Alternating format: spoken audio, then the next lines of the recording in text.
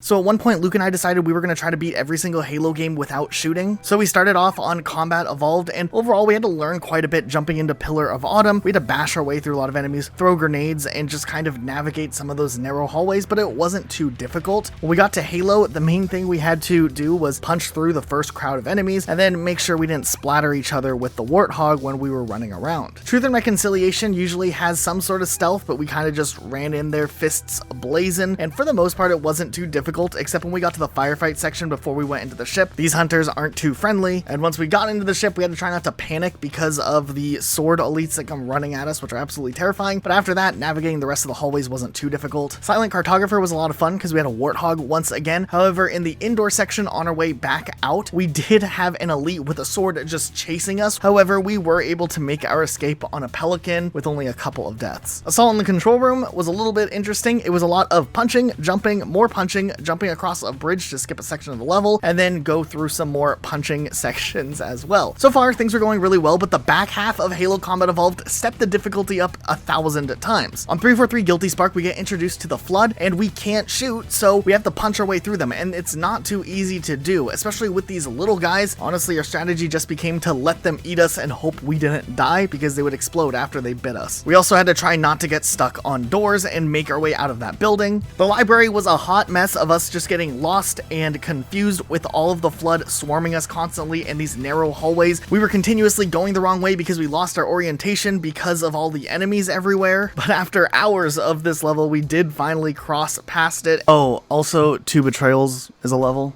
It was long and tedious. Keys was more or less the same thing though, just a ton of enemies constantly swarming, and that firefight before taking the grav lift up was hectic. Interestingly enough though, on the mod, the Covenant and the Flood are kind of fighting each other. We're constantly being bothered by the Flood and Sentinels. However, we just had to land these grenade throws and we were good to go to make a drive through to the end of the level, completing Halo Combat Evolved without shooting. Though we had a feeling Halo 2 and every Halo game afterwards would only get so much harder. For more videos like this, make sure you're subscribed.